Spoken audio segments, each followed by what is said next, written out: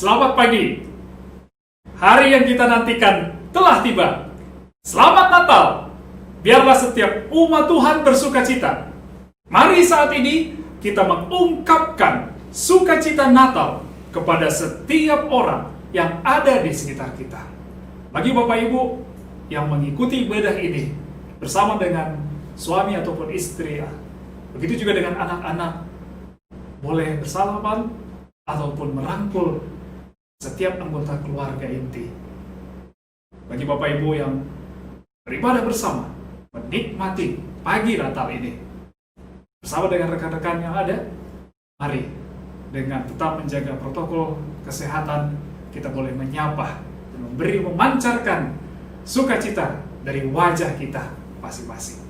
Sungguh luar biasa, hari yang indah. Di pagi hari ini kita tetap boleh bersekutu sebagai satu tubuh Christ Chapel Manado. Mari kita beribadah dengan penuh sukacita di pagi hari ini. Dan biarlah Roh Kudus Tuhan yang sekali lagi memimpin dan mengantar kita. Mari kita mulai ibadah ini. Dan sebelumnya kita cermati beberapa pengumuman yang ada di layar. Kebaktian Natal, Sunday School, dan Nursery akan disediakan tautannya melalui WhatsApp grup Christ Chapel Manado. Begitu juga diingatkan kembali untuk kebaktian tanggal 27 Desember 2020 akan dilangsungkan pada pukul 9 pagi dan firman Tuhan akan disampaikan oleh hambanya Bapak Hayes Lukas. Mari umat Tuhan, kita memuji Tuhan dengan satu pujian yang berjudul Hai Semua Ciptaannya.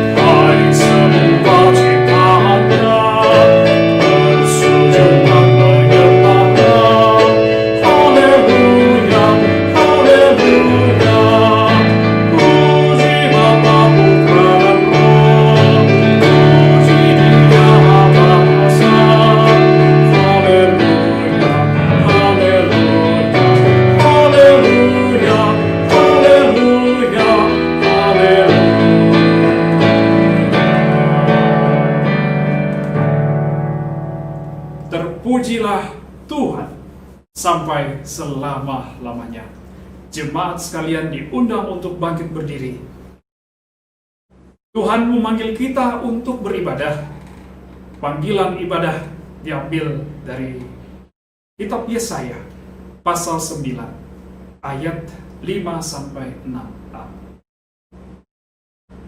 Sebab seorang anak telah lahir untuk kita, seorang putra telah diberikan untuk kita.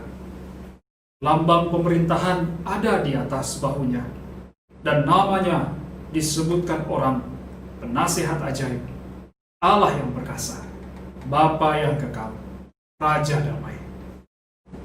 Besar kekuasaannya, dan damai sejahtera tidak akan berkesudahan di atas tahta Daud dan di dalam kerajaannya. Karena ia mendasarkan dan mengokohkannya dengan keadilan dan kebenaran dari sekarang sampai selama-lamanya. Mari kita meresponi pembacaan firman Tuhan yang begitu indah dengan kita menaikkan pujian. Hai dunia, gembiralah.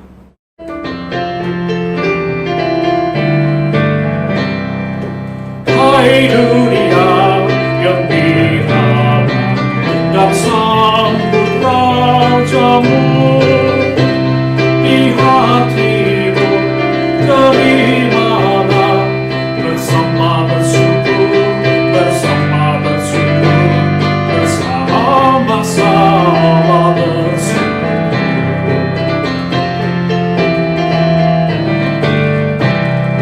Hai dunia, elukanlah Rajamu penebus. Hai bumi, laut, gunung, lembah, bersoraklah terus, bersoraklah terus, bersorak-soraklah terus. Janganlah dosa berkekal di dalam dunia, sejahtera penuh berkat, berlimpah selamanya, berlimpah selamanya, berlimpah-limpah selamanya. Dialah Raja semesta, benar dan mulia. Dialah Raja semesta, benar dan mulia. Masyurkanlah, hai dunia, besar anugerahnya, besar anugerahnya, besar anugerahnya.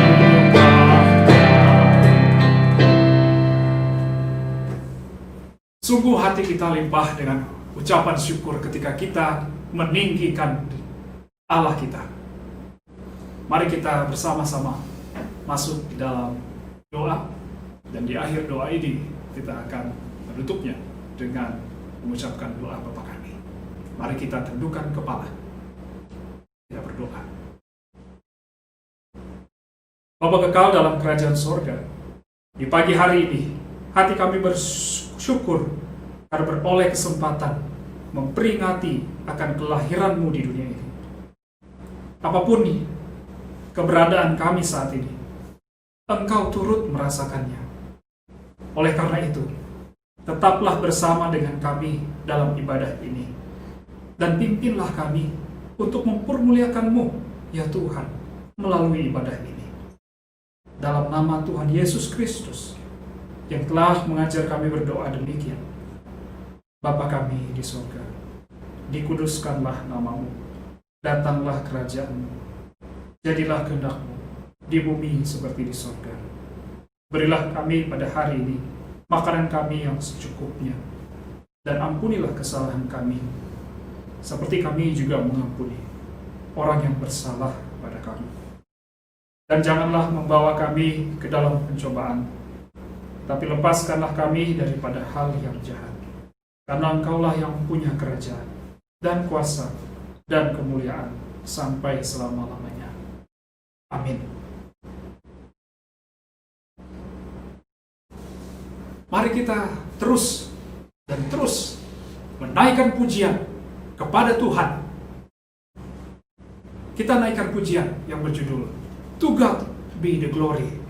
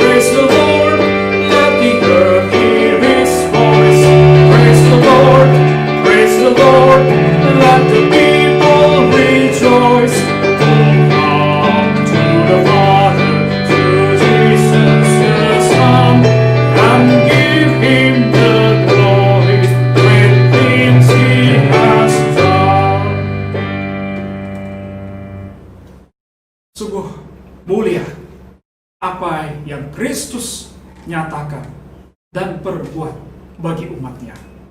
Mari kita menyanyikan pujian yang berjudul He is exalted. Tuhanlah yang terus dipermuliakan. Dialah Raja yang layak untuk dimuliakan dalam kehidupan ini. He is exalted, the King is exalted on high. I will praise Him. He is exalted forever, exalted, and I will praise His name. He is the Lord, forever His truth shall reign. Heaven and earth rejoice in His holy name. He is exalted, and He is exalted on high. He is the Lord. He is the Lord, forever His truth shall reign. Heaven and earth rejoice in His holy name.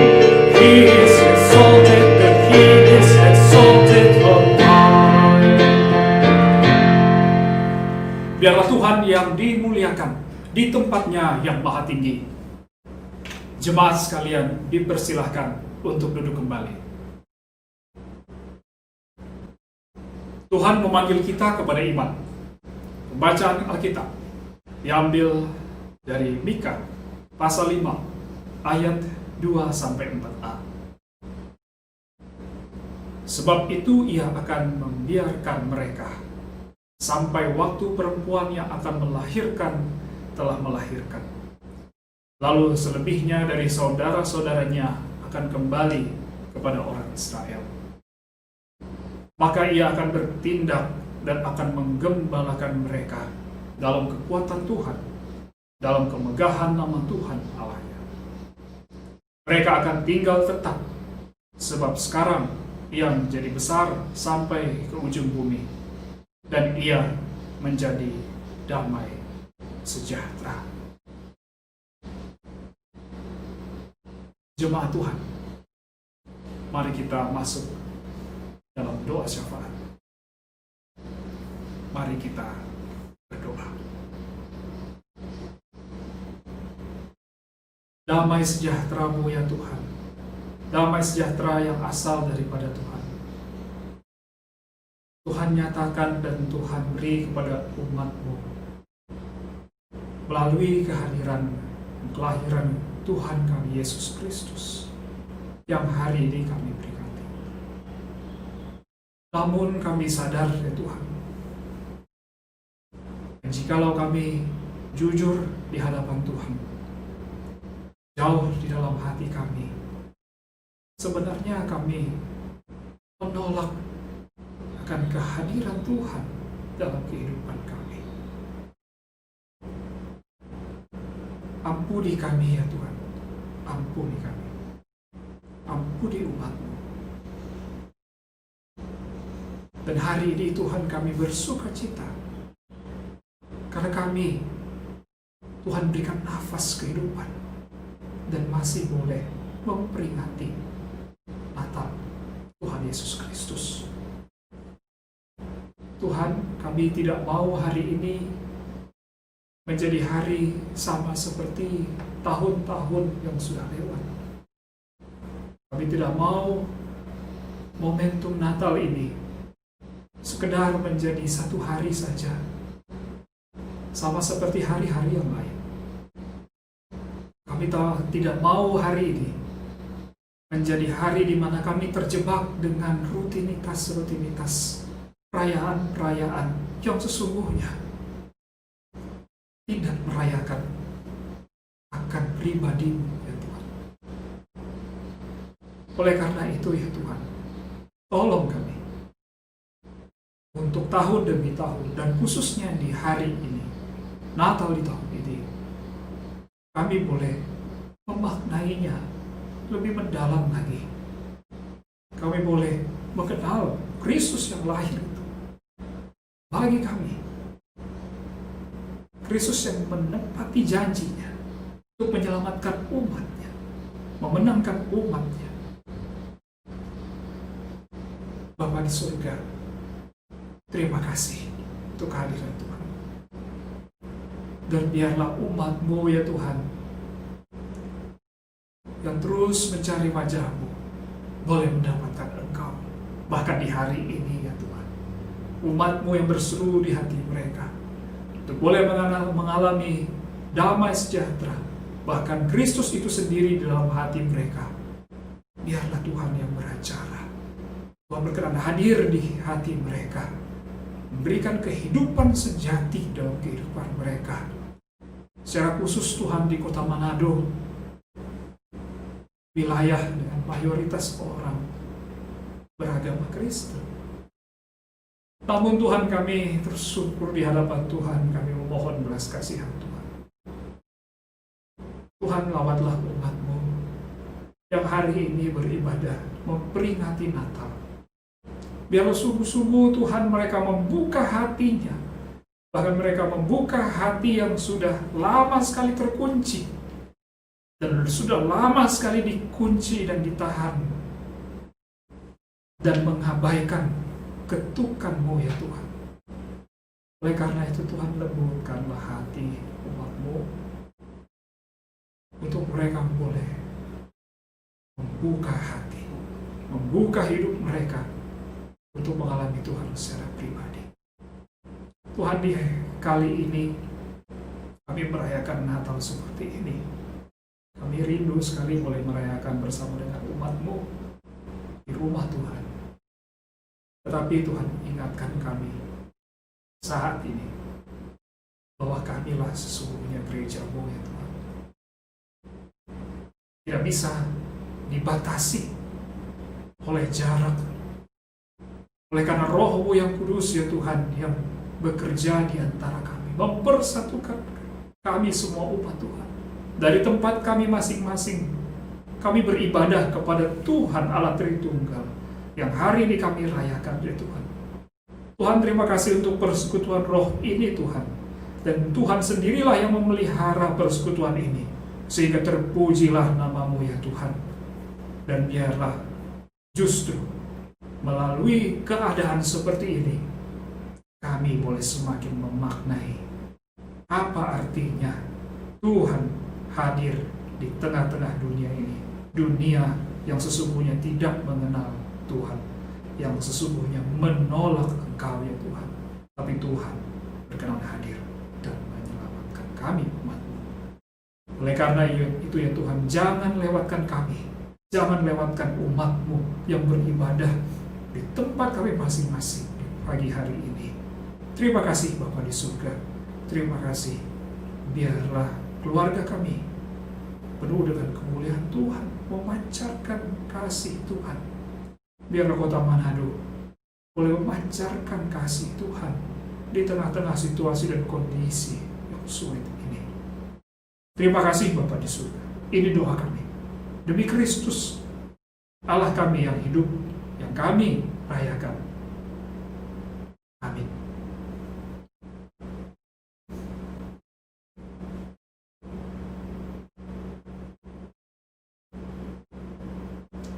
Mari kita memberikan persembahan yang terbaik buat Tuhan. Sebagai firman Tuhan pengantar kita memberikan persembahan, dengarkanlah firman Tuhan yang diambil dari Mazmur pasal 54 ayat 8. Dengan rela hati aku akan mempersembahkan korban kepadamu. Bersyukur sebab nama-Mu baik, ya Tuhan. Sambil memberikan persembahan, mari kita menaikkan pujian. Sukacita kusembahkan.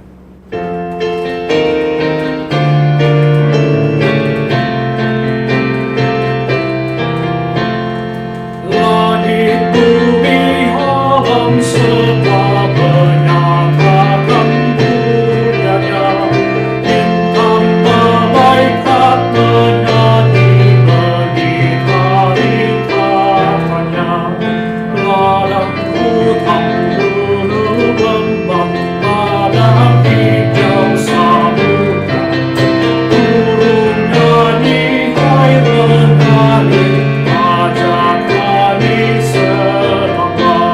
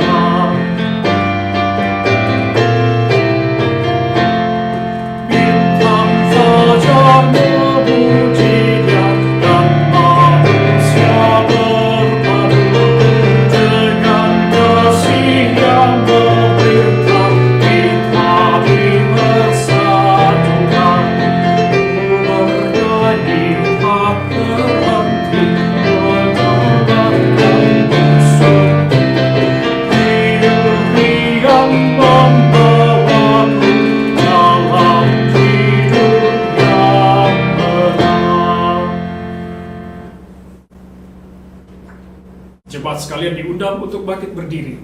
Dan mari kita berdoa untuk persembahan yang kita telah kumpulkan. Setiap kali kami memberikan persembahan, kami mengingat bagaimana Engkau ya Bapa memberikan anak-Mu yang tunggal bagi kami, manusia yang hina. Bahkan Tuhan menyelamatkan kami, perdamaikan kami dengan-Mu ya Tuhan. Oleh karena itu ya Tuhan, biarlah persembahan yang boleh dikumpulkan di pagi hari ini senantiasa menjadi momentum peringatan akan kasih Tuhan yang begitu besar dalam kehidupan kami.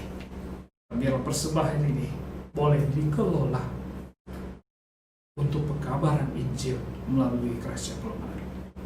Demi Kristus Allah yang hidup, kami berdoa, mengucap syukur. Amin. Jemaat sekalian dipersilakan untuk duduk kembali. Tuhan memperbarui kita dalam firman-Nya. Pemberitaan firman Tuhan akan disampaikan oleh hamba-Nya Bapak Philip Manul.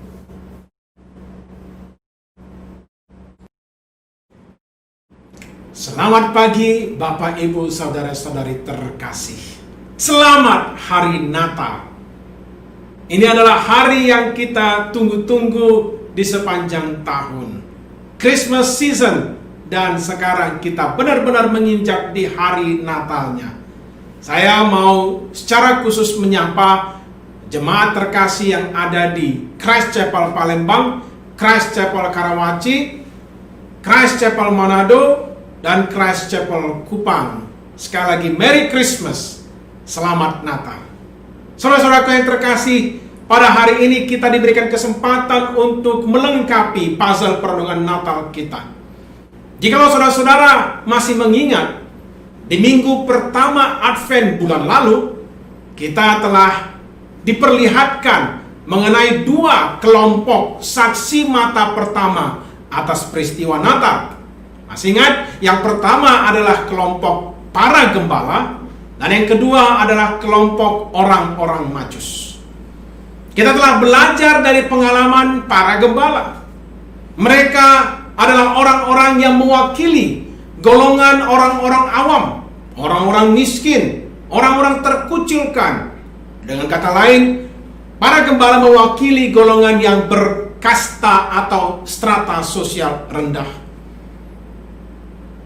Dan untuk menutup perenungan Natal kita dari sepanjang minggu Advent, maka adalah tepat bila pada hari ini kita diajak untuk merenungkan, belajar dari pengalaman kelompok saksi mata yang kedua, yaitu dari orang-orang Majus. Mereka ini adalah orang-orang yang mewakili golongan orang-orang terpelajar, golongan bangsawan, golongan penguasa, atau golongan yang berkasta atau strata sosial yang tinggi. Tapi sebelum kita menyelidiki apa yang kita dapat lihat dari perjalanan orang-orang Majus, saudara-saudaraku, saya ingin kita untuk meledakkan suatu pertanyaan yang mendasar di awal. Apakah yang membuat seseorang percaya dan taat kepada Allah?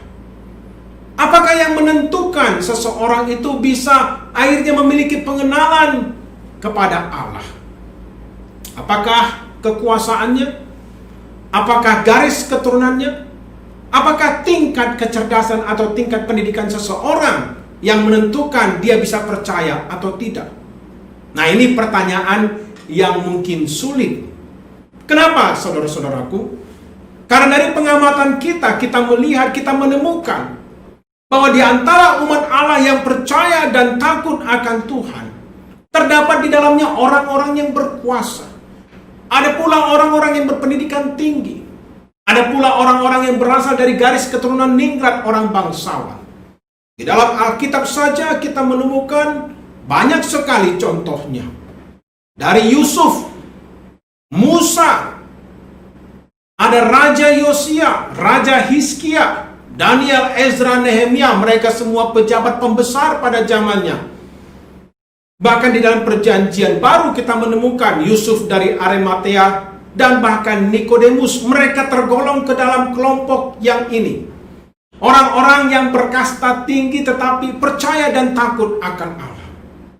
Dan di dalam zaman modern ini kita menemukan ada tokoh-tokoh seperti Raja Edward yang ke-6, ilmuwan seperti Newton, seperti Pascal, ahli hukum seperti John Calvin, seniman seperti Johann Sebastian Bach. Mereka orang-orang yang percaya dan takut akan Tuhan meskipun mereka berasal daripada orang-orang dalam strata sosial yang tinggi. Tetapi kita juga menemukan di sisi sebaliknya, tidak sedikit orang-orang yang berkuasa, orang-orang yang berpendidikan tinggi, orang-orang yang terkenal, orang-orang yang berasal dari golongan bangsawan, justru mereka membenci Allah, memilih hidup sebagai orang ateis, dan bahkan dengan terang-terangan melecehkan nama Tuhan. Saya percaya banyak di antara kita masih tahu apa yang disebut dengan The Beatles, sebuah grup band yang terkenal pada zamannya. Salah satu lagu yang mereka populerkan, The Long and Winding Road. Pada puncak kejayaan mereka, puncak ketenarannya, mereka jatuh menjadi kelompok yang sangat angkuh dan sombong, sehingga suatu kali ketika mereka diwawancarai, mereka berkata, kami percaya kekristenan akan punah. Never doubt about that. Kami percaya, kata mereka, bahwa kekristenan akan menyusut dan sampai pada suatu hari akan menghilang. Tetapi kami pada hari ini lebih terkenal daripada Yesus. Mereka mengatakan itu dengan penuh kesombongan, orang-orang yang terkenal ini. Tetapi 30-40 tahun berlalu, dan sekarang generasi milenial kalau ditanya banyak daripada mereka yang tidak tahu siapa mereka. Saudara-saudaraku, hari ini kita akan belajar dari perjalanan orang-orang Majus. Dan sembari kita akan mengikuti, merenungkan perjalanan orang-orang Majus, saya berharap kita akan melihat bahwa bukanlah pengetahuan yang membuat seseorang percaya kepada Allah. Bukanlah garis keturunan, bukanlah kekuasaan, bukanlah ketenaran, bukanlah apapun yang dimiliki oleh manusia yang membuatnya bisa sampai kepada Allah. Melainkan hanya anugerah Allah. Hanya bila roh Allah bekerja, maka orang bisa dibawa kepada Allah dan percaya dan mengaku dan taat kepada pribadi Allah itu.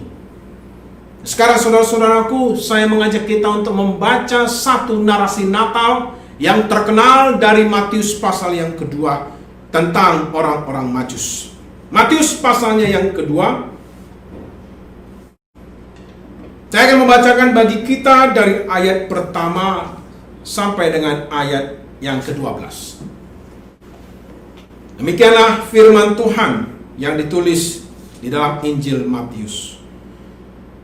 Sesudah Yesus dilahirkan di Betlehem, di tanah Yudea, pada zaman Raja Herodes, datanglah orang-orang Majus dari timur ke Yerusalem dan bertanya-tanya, di manakah dia, raja orang Yahudi yang baru dilahirkan itu?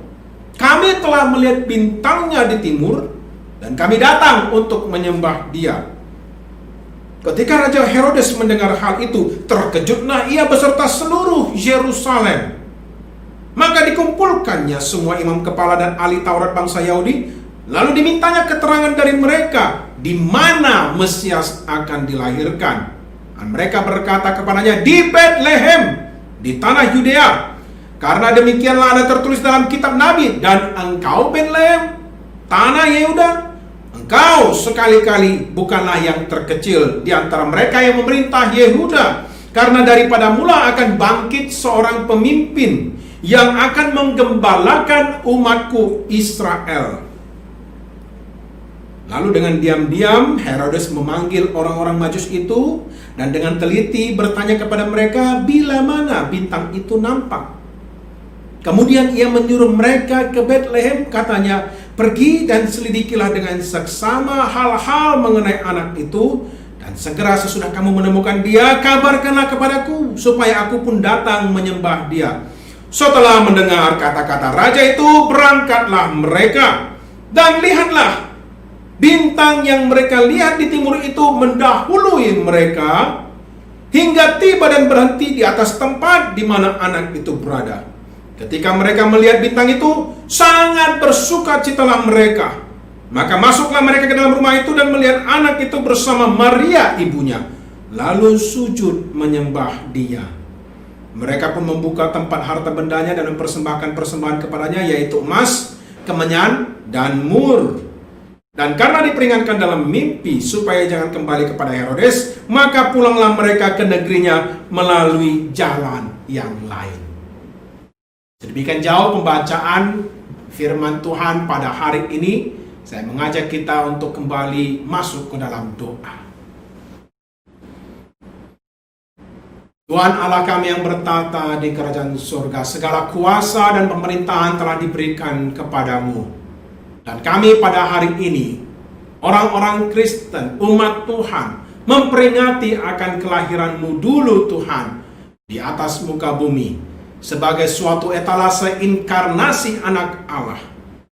Engkau sendiri Tuhan yang mengizinkan akan cerita itu terekam secara abadi di dalam Alkitab.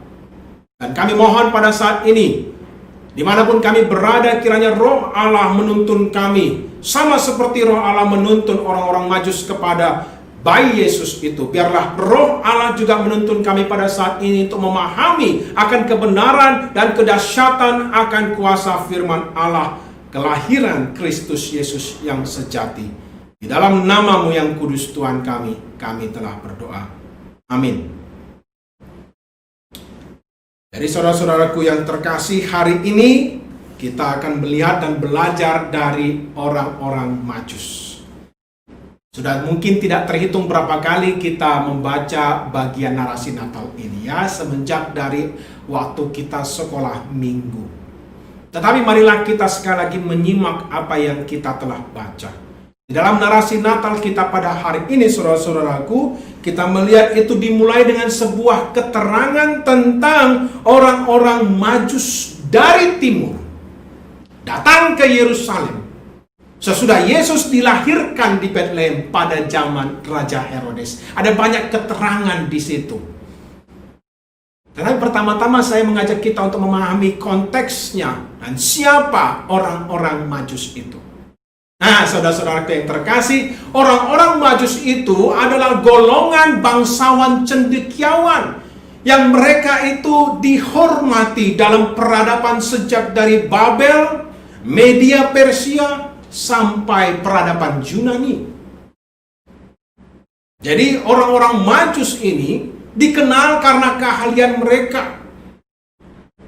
Dan salah satu keahlian mereka yang terkenal itu adalah membaca bintang, menafsirkan mimpi, meramal masa depan. Dan karena keahlian-keahlian mereka itu, mereka mempunyai pengaruh yang besar dan mereka itu mempunyai jabatan pemerintahan. Istilah orang Majus dalam bahasa Yunaninya magoi, dalam bahasa Inggrisnya magi. Dari situ kita menemukan istilah magistrate dalam bahasa Inggris. Nah, saudara-saudara yang terkasih, jadi mereka membentuk suatu dewan Majus. Ada kumpulannya dan mereka orang-orang yang powerful. Dan salah satu wewenang yang mereka miliki, orang-orang yang cendekiawan dan mempunyai kuasa pemerintahan ini, mereka dapat memilih dan mengangkat raja negeri. Tetapi saudara-saudaraku, orang-orang Majus ini bukan orang-orang yang baru ditemukan di zaman perjanjian baru. Jikalau kita membaca di dalam Yeremia pasal 39, saudara-saudaraku, kita melihat di situ bahwa pada zaman Raja Nebukadnezar ada seorang yang mempunyai kedudukan sebagai, katanya di dalam bahasa aslinya, Rav Magoi, artinya ketua dari kaum Majus. Dan kalau kita membaca Daniel pasal yang kedua, Daniel pasal yang keempat, Daniel pasal yang kelima, saudara-saudaraku, kita menemukan bahwa Daniel pernah menduduki jabatan itu. Dia pernah menjadi ketua kaum Majus, kepala dari orang-orang bijaksana dalam Alkitab bahasa Indonesia kita. Jadi itulah asal-usulnya dari siapa itu orang-orang Majus. Dan dikatakan mereka berasal dari timur. Nah, saudara-saudaraku yang terkasih, kira-kira 100 tahun sebelum kelahiran Tuhan kita Yesus Kristus pada abad pertama sebelum Masehi, di sebelah timur daripada Palestina berkembang dengan pesat suatu kekaisaran yang namanya Partia. Oh, wilayahnya cukup besar, saudara-saudaraku, mencakup dari Sungai Efrat, itulah Irak sekarang ini, sampai Sungai Indus, itulah India zaman ini. Nah, itu tempatnya ada di sebelah, posisinya di sebelah timur dari Palestina. Sedangkan di sebelah barat, kekaisaran Romawi merajai sebagian besar dunia. Dan tanah Palestina itu berada di pertengahan, sehingga sering sekali menjadi tempat adu konflik. Dan Partia dan Romawi itu sudah beberapa kali konflik. Dan di tengah-tengahnya adalah tanah Palestina, tempat di mana orang-orang Yahudi tinggal dan hidup. Dan pernah, saudara-saudaraku, kekaisaran Partia mengalahkan Romawi sehingga daerah Palestina ini direbut oleh Partia. Sehingga bahkan pada saat itu Herodes Antipater, itu ayahnya, papanya dari Herodes Agung yang ada di dalam Matius pasal yang kedua, itu sampai harus melarikan diri ke ibu kota Roma. Dan dia baru hanya bisa kembali lagi ke Palestina merebut wilayahnya setelah mendapatkan pasukan tambahan dari Kaisar Agustus. Nah, jadi itu latar belakangnya, saudara-saudaraku. Dan dengan latar belakang ini, dan mengingat bahwa Herodes itu keturunan Edom, keturunan Esau, bukan keturunan suku Israel, maka pantas saja Herodes Agung itu senantiasa dicekam dengan ketakutan, selalu paranoid. Kenapa? Dia takut bahwa orang-orang Israel yang sejati akan berkomplot, berkonspirasi dengan kekaisaran Partia untuk menumbangkan dia. Maka dia selalu waspada. Dan terlebih, saudara-saudaraku, kecemasannya pada waktu itu semakin beralasan karena pada waktu kita membaca Injil Matius pasal yang kedua ini, Herodes yang agung sudah berusia lanjut dan sakit-sakitan. Dan sejarah mencatat usianya cuma 3 tahun lagi setelah kelahiran Tuhan kita. Nah, jadi situasinya seperti itu, saudara-saudaraku. Dan dalam situasi seperti itu, sekarang dikatakan datanglah orang-orang Majus dari kekaisaran Partia itu, masuk sampai ke ibu kota Palestina, ke Yerusalem. Dan ini suatu rombongan yang besar, saudara-saudaraku. Banyak orang Kristen membayangkan cuma 3 orang Majus, tidak seperti itu. Ini suatu rombongan utusan yang datang ke Yerusalem. Dan ini suatu konvoi yang besar karena mereka harus disertai dengan pasukan pengawalan dan pasukan protokoler mungkin. Sehingga saudara-saudara, apa yang terjadi pada waktu mereka masuk ke pintu gerbang Yerusalem, gemparlah seluruh Yerusalem. Bisa Anda bayangkan itu seperti kita yang di Manado, Kecamatan Pineleng, tiba-tiba didatangi beberapa anggota MPR dari Filipina, disertai dengan puluhan forrider pasukan protokol. Gempar sekali kota-kota itu. Dan Herodes gugup. Karena apa? Rumor yang beredar, saudara-saudaraku, desas-desusnya adalah ini orang-orang Majus dari timur ini sengaja datang karena mereka mau mempersiapkan raja yang baru setelah nanti Herodes wafat. Itu berarti mereka akan mengambil alih Palestina kembali. Yerusalem takut karena kemungkinan mereka akan menghadapi perang saudara. Tetapi orang-orang Majus kemudian bertanya kepada penduduk Yerusalem itu.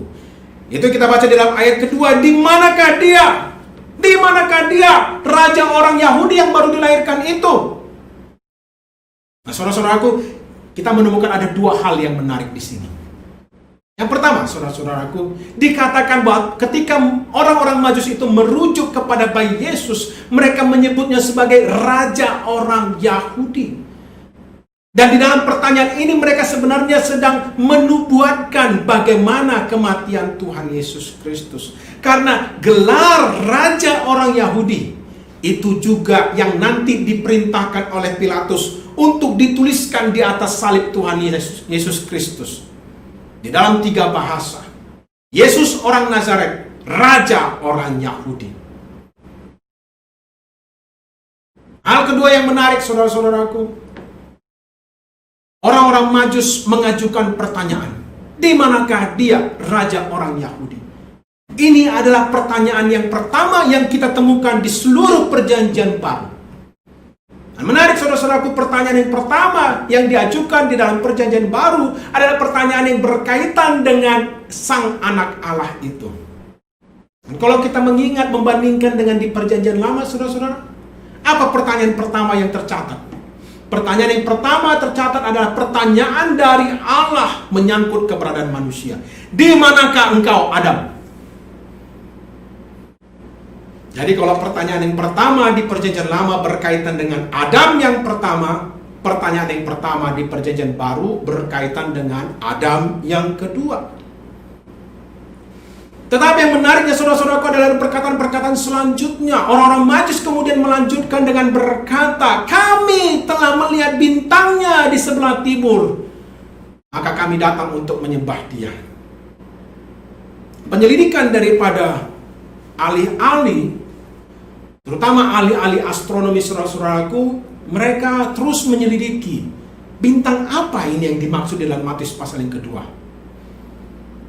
Benda langit apa ini yang muncul di atas langit Bethlehem pada abad pertama itu? Tetapi para ilmuwan ahli astronomi tidak sepakat. Ada yang mengatakan itu sebuah bintang yang terang, ada yang mengatakan itu 2 planet yang dalam posisi sejajar, ada yang mengatakan itu mungkin cuma komet. Tetapi kita sebagai orang-orang percaya, bagaimana kita melihatnya? Saudara-saudaraku, kita bisa meyakini bahwa ini bukan benda langit yang biasa. Ini bukan benda langit yang alami, melainkan ini sebuah fenomena yang supranatural. Karena kita melihat bahwa bintang ini, saudara-saudaraku, tiba-tiba muncul dengan begitu terangnya. Dan kita juga menemukan, tadi dikatakan itu bergerak. Dan kemudian setelah bergerak, ada waktunya dia berhenti menetap. Dan ketika berhenti menetap, ada indikasi seolah-olah itu sempat menghilang sebentar, lalu kemudian muncul lagi. Bisa jadi, saudara-saudaraku, itu adalah bintang yang telah dinubuatkan oleh Bileam.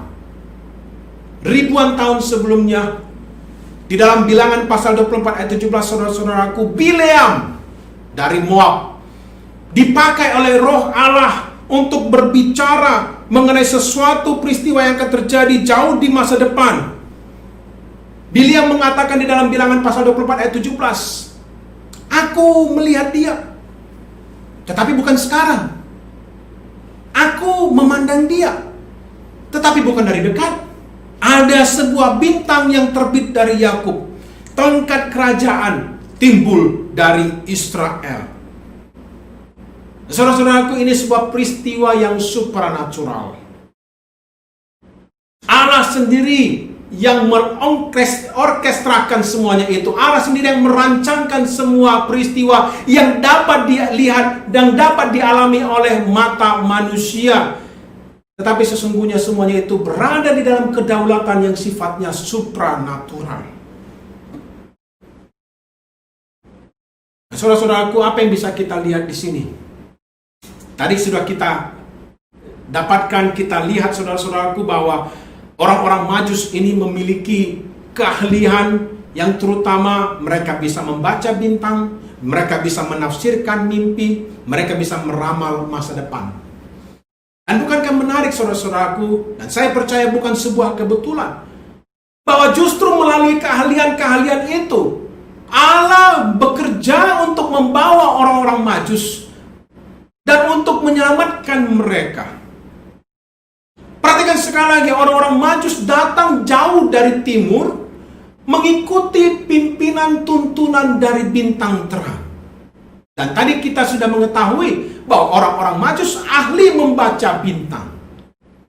Dan nanti kita temukan di dalam ayat 12, saudara-saudaraku, setelah mereka berhasil menuntaskan misi mereka, mereka diperingatkan melalui mimpi. Bukankah orang-orang Majus ahli menafsirkan mimpi? Jadi apa maksudnya ini, saudara-saudaraku? Allah bekerja berurusan dengan orang-orang Majus melalui cara yang paling mereka pahami.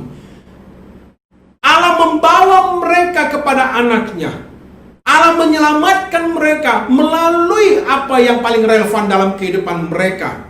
Dan inilah yang menjadi suatu prinsip yang bisa kita pelajari, yaitu bahwa Allah menuntun orang-orang pilihannya sesuai dengan cara kepribadian yang relevan dengan mereka.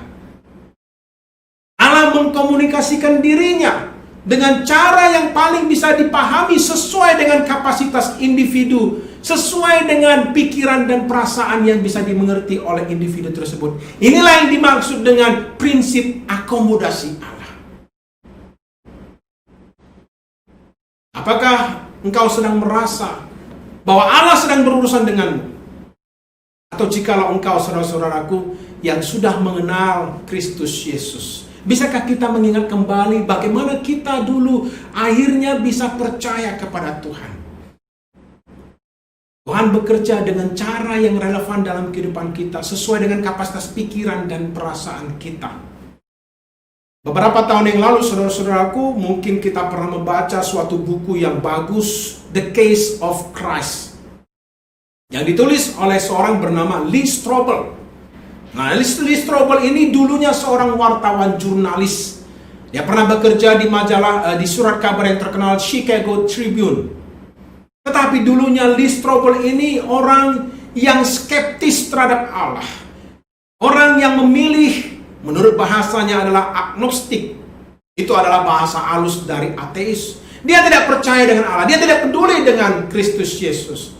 Tetapi dia senantiasa mendengar tentang Yesus ini, Yesus itu, saudara-saudaraku. Dan instingnya sebagai wartawan muncul.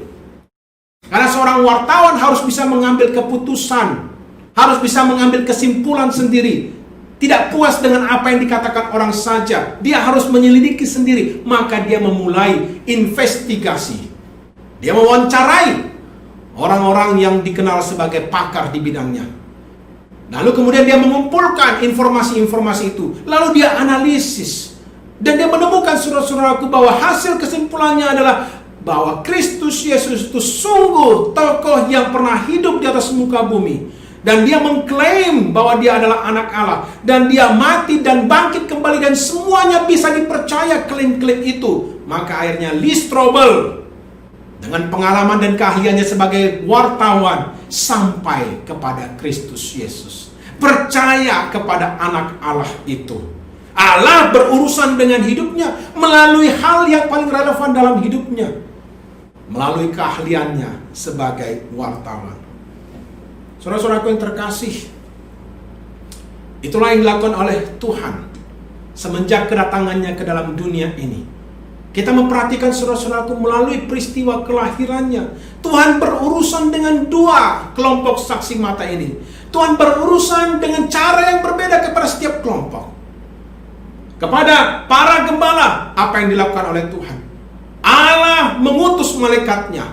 Dan seketika para gembala itu langsung percaya. Dan mereka pada hari itu juga, pada malam itu juga sampai kepada Yesus. Dan Tuhan berurusan dengan cara yang berbeda sesuai dengan kepribadian orang-orang Majus. Melalui perjalanan yang panjang dan melelahkan. Tetapi mereka diberikan bukan pengalaman yang supranatural, melainkan pengalaman yang natural. Hanya mengikuti tuntunan bintang di langit. Tetapi mereka sampai kepada Kristus Yesus. Saudara-saudaraku yang terkasih, apakah engkau sedang mencari Kristus pada saat ini? Ataukah engkau yang saat ini sedang berusaha kembali untuk menemukan Kristus? Mari saya berikan suatu kabar baik bagi kita, bahwa Tuhan berurusan dengan setiap pribadi dengan cara yang berbeda. Tuhan juga berurusan dengan Anda dengan caranya. Jadi saudara-saudaraku, di dalam narasi Natal kita pada hari ini, sebenarnya kita juga sedang diperlihatkan tentang dua kelompok Majus. Ada orang-orang Majus dari timur, tetapi ada juga kelompok Majus, yaitu orang-orang dari kasta cendekiawan, orang-orang yang berkuasa di istana Herodes. Dan apa yang kita baca, saudara-saudaraku, di dalam ayat keempat, Herodes memanggil orang-orang majusnya, orang-orang majus yaitu imam-imam kepala dan ahli-ahli Taurat di istananya. Dia memanggil kelompoknya itu, lalu kemudian dia memberikan perintah untuk menyelidiki siapa dan di mana Mesias itu, di mana raja yang dimaksud oleh orang-orang majus dari timur itu. Maka bekerjalah imam-imam kepala, cendekiawan, ahli-ahli Taurat itu, dan apa yang mereka temukan, mereka memberi jawab kepada Herodes, mereka mengutip perkataan dari Mika. Dan itulah yang kita baca di dalam ayat ke-6 tadi. Mereka berkata kepada Herodes, mengutip perkataan Nabi Mika, dan engkau Bethlehem, tanah Yehuda, engkau sekali-kali bukanlah yang terkecil di antara mereka yang memerintah Yehuda, karena daripada mula akan bangkit seorang pemimpin yang akan menggembalakan umatku Israel. Jadi mereka memberi jawaban di Bethlehem, karena itu yang dikatakan oleh Mika. Tetapi saudara-saudaraku, mari kita perhatikan lebih lanjut. Mereka mengutip Mika pasal yang kelima ayat yang pertama. Tetapi kalau kita membandingkan perkataan Mika di dalam Mika pasal yang kelima ayat pertama, kita menemukan bahwa orang-orang majusnya Herodes ini, mereka sengaja membuang satu frase. Mereka tidak mengutip perkataan Mika secara lengkap, tetapi mereka membuang frasa yang berbunyi seperti ini. Yang permulaannya sudah sejak purbakala, sejak dahulu kala. Apa ini saudara-saudaraku? Jikalau mereka itu mengutip secara lengkap, maka mereka akan mendapat suatu kesimpulan. Raja yang dimaksud oleh orang-orang majus dari timur itu, raja yang katanya lahir di Bethlehem itu, bukan raja sembarang raja, melainkan raja yang kekal karena permulaannya sejak dari purbakala. Berarti ini adalah Allah Yahweh itu sendiri.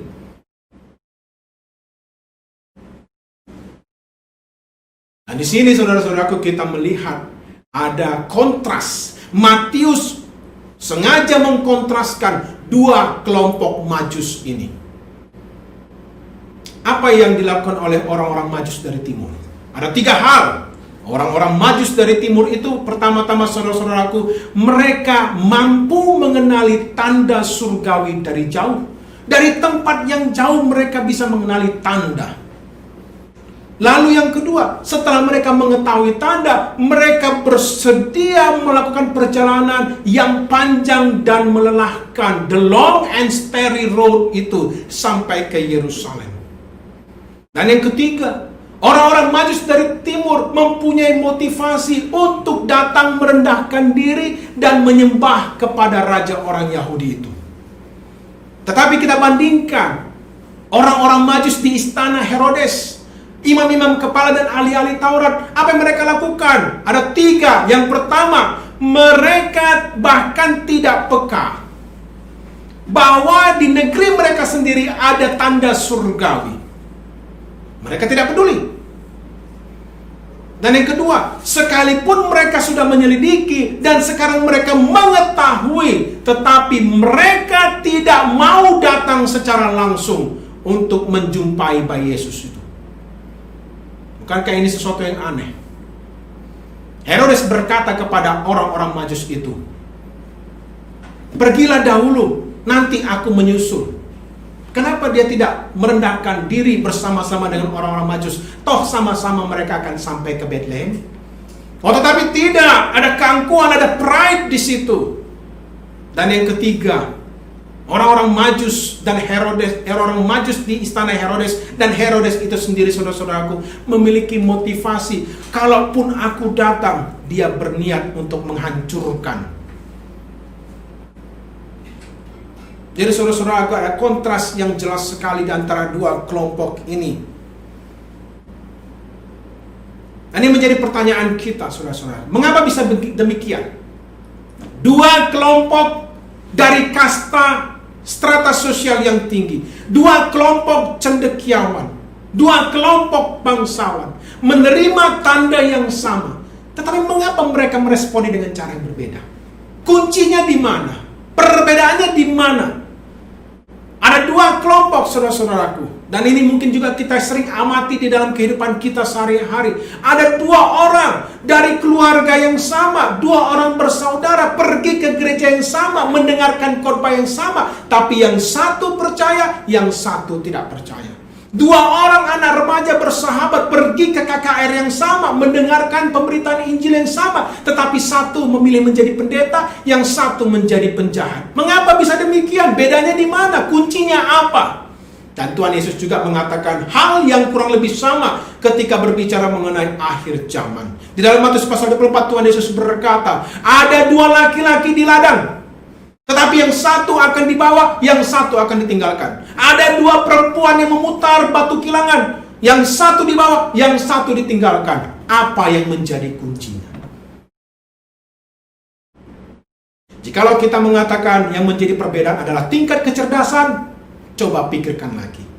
Jikalau kita mengatakan bahwa yang membedakan adalah tingkat pendidikan, coba pikirkan lagi.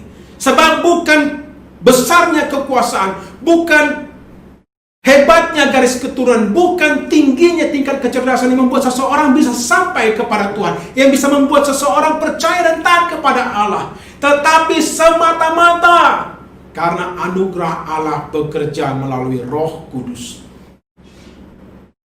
Itulah yang membuat orang-orang Majus bisa sampai kepada Yesus Kristus. Tetapi imam-imam kepala dan ahli-ahli Taurat dan Herodes sendiri tidak bahkan sampai kepada Kristus Yesus. Anugerah Allah bekerja. Meskipun orang-orang Majus dari timur melihat bintang di langit, meskipun mereka menyelidiki dalam kitab-kitab mereka akan nubuatan itu, tetapi kalau hati mereka tidak digerakkan untuk mau pergi, mereka tidak akan pergi. Siapakah yang bisa mengubahkan hati selain daripada Roh Allah yang hidup? Siapakah yang bisa menggerakkan orang-orang Majus itu untuk datang ke Bethlehem kalau bukan Roh Allah bekerja di dalam hidup mereka? Itulah yang membedakan mengapa yang satu pergi dan yang satu tidak pergi. Mengapa yang satu dibawa, yang satu ditinggalkan. Saudara-saudara yang terkasih, jadi hari ini kita belajar dari pengalaman dan perjalanan orang-orang Majus. Dan saya percaya saudara-saudara, perjalanan orang-orang Majus yang kita baca pada hari ini mewakili perjalanan iman dari beberapa orang Kristen. Karena beberapa orang Kristen yang kita tahu, mereka menempuh perjalanan yang jauh, perjalanan yang panjang dan melelahkan untuk sampai kepada anak Allah itu. Untuk sampai kepada perjumpaan yang pribadi dengan Kristus. Dan beberapa daripada kita berasal dari golongan yang sama dengan orang-orang Majus. Beberapa di antara kita mungkin anak pejabat, beberapa daripada kita keturunan ningrat, beberapa daripada kita orang yang berpendidikan tinggi, bertitel, bergelar banyak. Tetapi bukan itu yang membuat kita bisa sampai kepada Allah. Melainkan Roh Kudus yang bekerja. Allah sendiri yang menggelisahkan hati kita dan memanggil kita berdasarkan pemilihannya yang ajaib. Panggilan Allah selalu, saudara-saudaraku, tidak selalu bersifat supranatural. Terkadang Allah memanggil orang-orang pilihannya hanya karena diajak oleh temannya untuk pergi ke gereja. Atau karena suatu nasihat yang menusuk hatinya dan itu menggelisahkan hatinya. Atau seseorang dipanggil untuk mencari Kristus Yesus melalui suatu pengalaman yang menyedihkan. Sakit penyakit, terkurung di penjara. Maka dia mulai mencari Allah. Saudara-saudaraku, apapun dan bagaimanapun Tuhan memanggil kita, tetapi kalau anugerahnya bekerja, maka kita akan terdorong untuk mencari Dia. Dan sekalipun perjalanannya mungkin panjang dan melelahkan, tetapi anugerahnya cukup, saudara-saudaraku. Anugerahnya cukup untuk menuntun kita dan membawa kita sampai kepada anaknya yang hidup itu.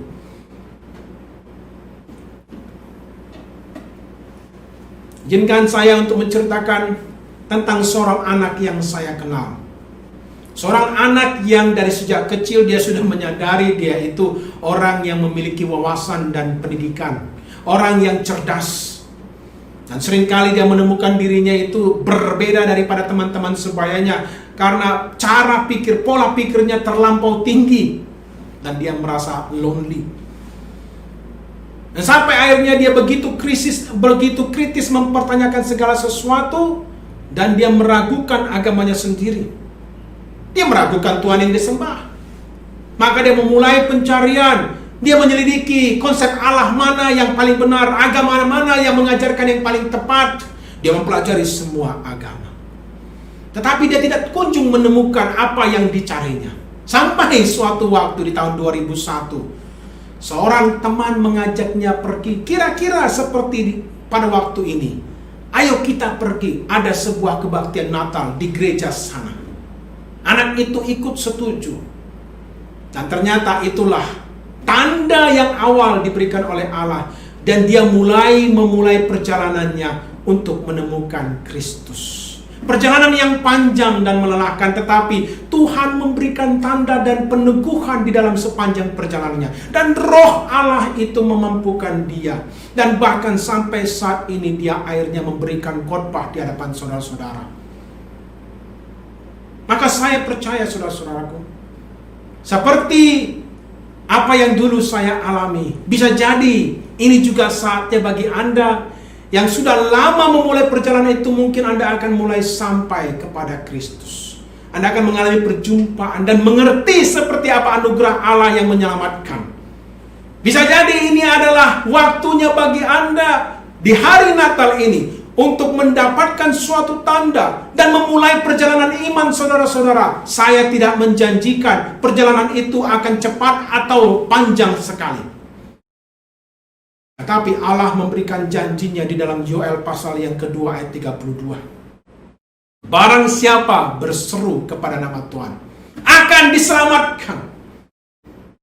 Apakah Anda saat ini mencari anak Allah itu? Apakah Anda masih terus merintis jalan dan belum sampai kepadanya? Saudara-saudaraku, saya berharap dan saya berdoa Tuhan akan menyatakan terus pertolongannya, membawa Anda sampai kepada pengenalan yang sejati akan anak Allah. Segalanya bukan bergantung pada diri Anda, tetapi bergantung kepada anugerah Allah. Roh Allah yang bekerja di tengah-tengah kita di sepanjang zaman, memimpin orang-orang pilihannya untuk sampai kepada anaknya. Semuanya semata-mata karena anugerah. Bukan kecerdasan Anda, bukan kekuasaan yang Anda miliki, bukan tingginya kedudukan Anda atau garis keturunan Anda yang hebat itu, tetapi karena anugerah Allah. Inilah yang kita pelajari di dalam Natal tahun 2020. Dan biarlah kita dihiburkan dengan sebuah berita ini, saudara-saudaraku, bahwa Allah lah yang menyelamatkan, Allah lah yang menuntun, Allah saja yang membawa kita kepada anaknya yang hidup. Maka bergantunglah kepada anaknya. Bergantunglah kepada Dia yang telah menciptakan langit dan bumi dan merancang segala sesuatu. Jikalau Dia dapat menuntun orang-orang Majus dari sebelah timur melalui perjalanan yang panjang dan melelahkan, Dia pun dapat menopang Anda, menuntun Anda sampai pada waktunya engkau berjumpa muka dengan anaknya. Selamat hari Natal. Mari kita berdoa.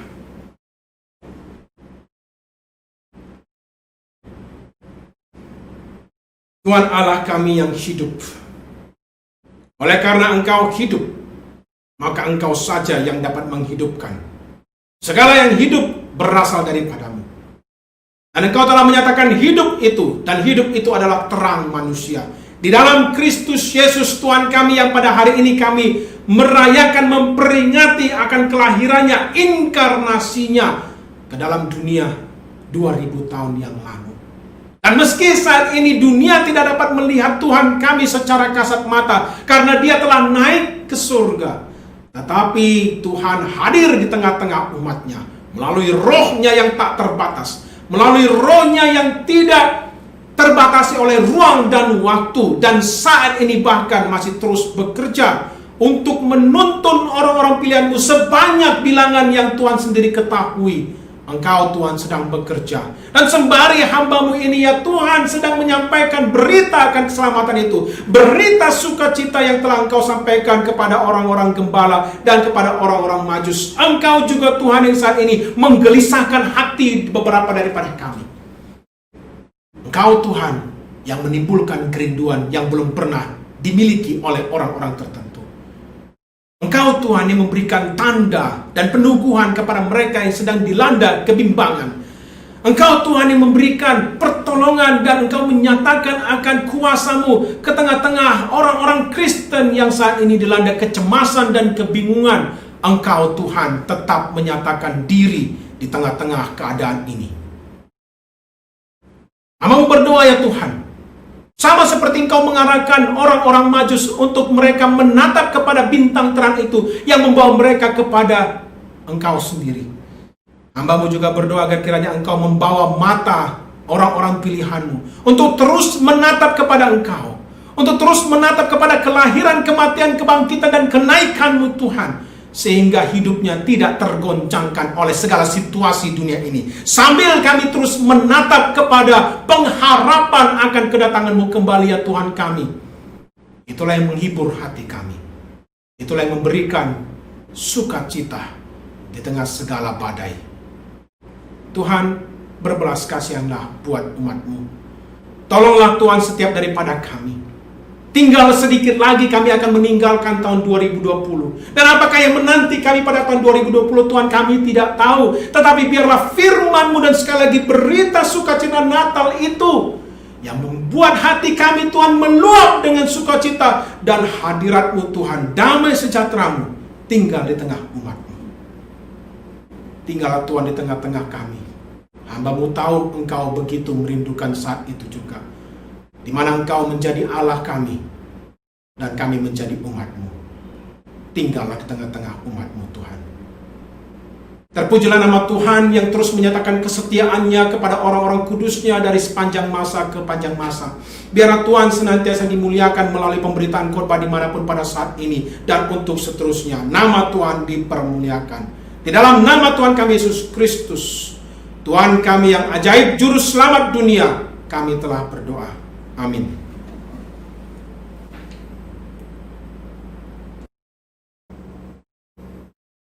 Kita telah mendengarkan kebenaran firman Tuhan, dan kita akan meresponinya dengan menaikkan satu lagu pujian yang berjudul The Unbelievable. Pujian ini mengingatkan kita kembali bahwa hanya Kristus, hanya di dalam iman Kristen, Allah yang turun dari tempatnya yang maha tinggi, turun ke dunia menjadi manusia untuk menyelamatkan kita. Hal yang tidak bisa dimengerti oleh orang, tetapi itulah yang Allah kita lakukan demi untuk menyatakan kemuliaan-Nya, memperdamaikan kita dengan Dia. Mari kita naikkan pujian ini.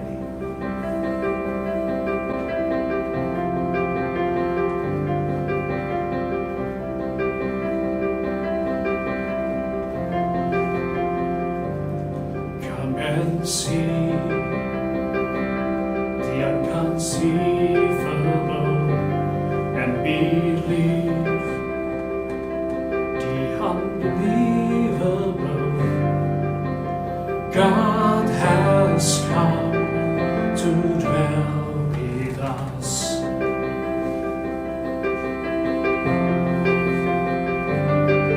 The sun pour into Adam's earth, promise one, fulfilling ancient words. God has come to dwell with us. Who ever know the depths of the mystery of your grace? Though our minds can take it in, Lord, our hearts are filled with praise. He will heal the unhealable. He will save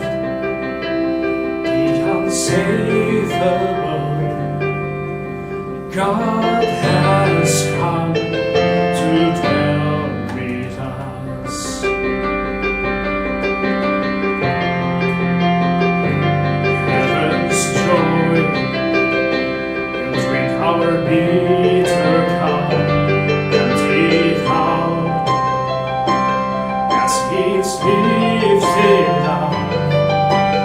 God has come to dwell with us. Who could ever know the depths of the mystery of your grace? Though our minds can't take it in, Lord, our hearts are filled with praise. Lord, we're lost in overwhelming awe at the thought of such amazing love.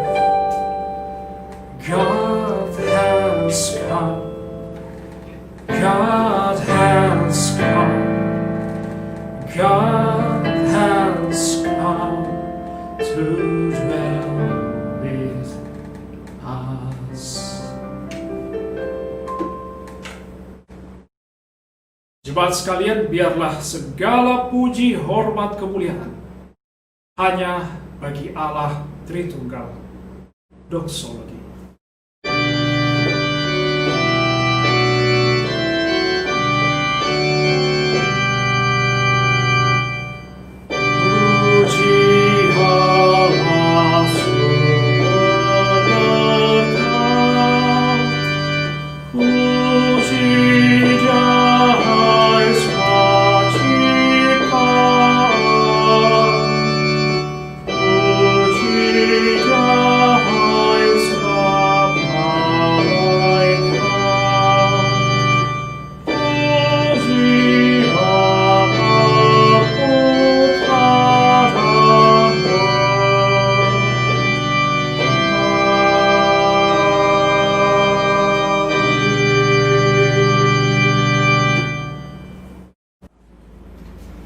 Sekarang jemaat terkasih, biarlah kita semua menerima berkat daripada Tuhan kita melalui apa yang telah disampaikannya di dalam Mazmur pasal 33. Terimalah berkat daripada Tuhan. Tuhan menggagalkan rencana bangsa-bangsa, Ia meniadakan rancangan suku-suku bangsa. Rencana Tuhan tetap selama-lamanya, rancangan hatinya turun-temurun. Berbahagialah bangsa yang Allahnya ialah Tuhan. Kasih karunia dan damai sejahtera dari Allah Bapa kita dan dari Tuhan kita Yesus Kristus dan persekutuan dengan Roh Kudus menyertai kita. Amin.